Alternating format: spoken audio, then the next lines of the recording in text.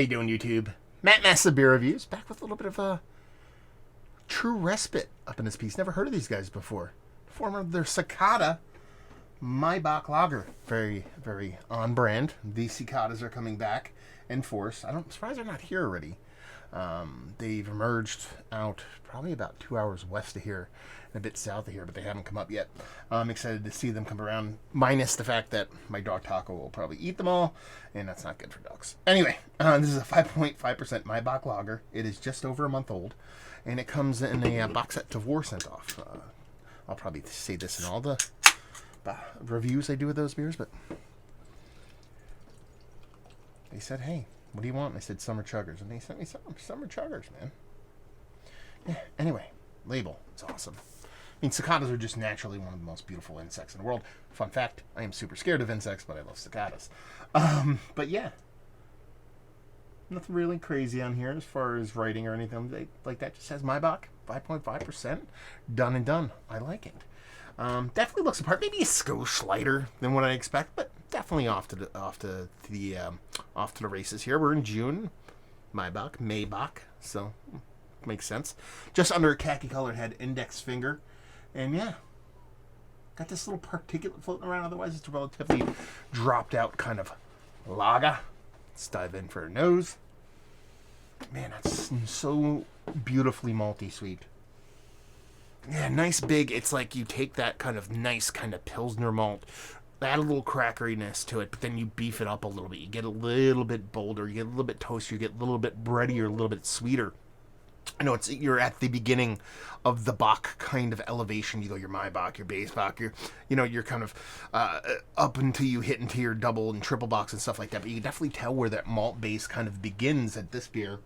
But it's really nice, richer, toastier and breadier version of that kind of base kind of Pilsner malt that's been elevated and just kind of dosed with something a bit denser. Definitely getting lager vibes off it as far as the nose. Nothing too funky or whatever. That definitely smells the part of a lager. And there is the slightest touch of bittering on this, but it really is all about the maltiness in here in a very, very beautiful way. At least aromatically. Let's dive in. Cheers. Oh, that's decently bittering, but it doesn't overpower the beer by any stretch of the imagination. This is like verging on candy. That's how kind of rich this is. And I don't want to make it sound like it's like super under attenuated, like double IPA sweet. That's not the case. It drinks all the part of a 5.5% beer, but just has a little bit more chutzpah to it. And that sweetness and that richness from this is just, like I said, candy-like, but not in a sense that you would think of candy. More like a proper adulty kind of undersweetened kind of pound cakey kind of sweetness.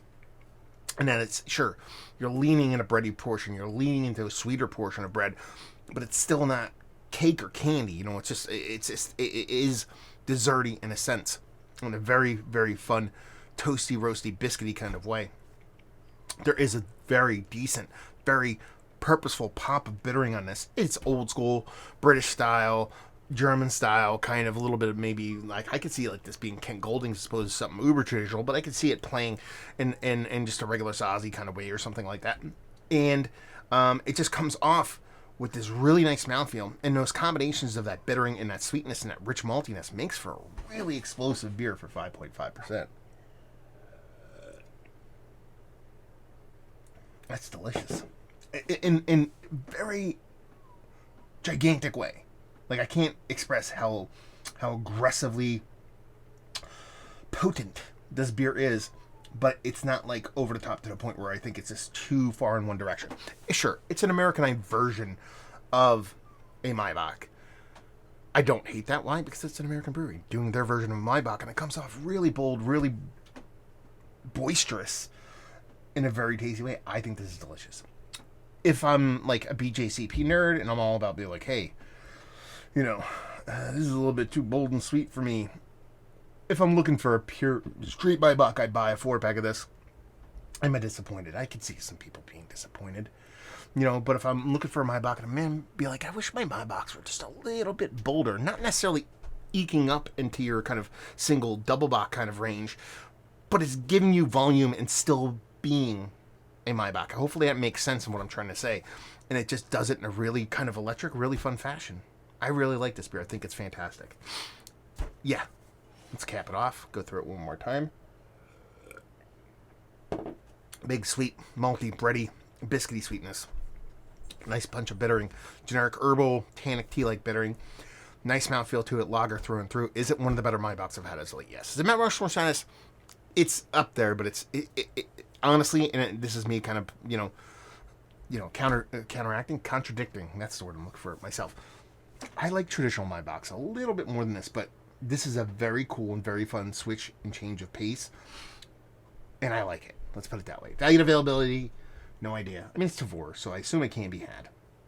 People in the true Respite universe, or anybody, who knows? Let me know what's what. Whether you paid this from the brewery off shelf or from Tavour, I would like to know, and leave you with if you like what we like this beer. If you like Maibocks, you like double box, you like regular box, but you want something shoehorned in between. That's kind of where this one lives. It's still a Maibock true and true, but it's bolder and richer. And if that's what you're looking for in your lagers, then you'll definitely dig this. So there you go. Review in the books. Hopefully you guys enjoyed it. Down there if you want to talk about it. Massive Beers if you want to check me out doing the social media stuff. Beer Massif if you want to check me out doing the whole podcasting thing. And hopefully you guys enjoyed your review. Hopefully you're enjoying a little bit of true respite right now. Hope we'll see you next time. Cheers.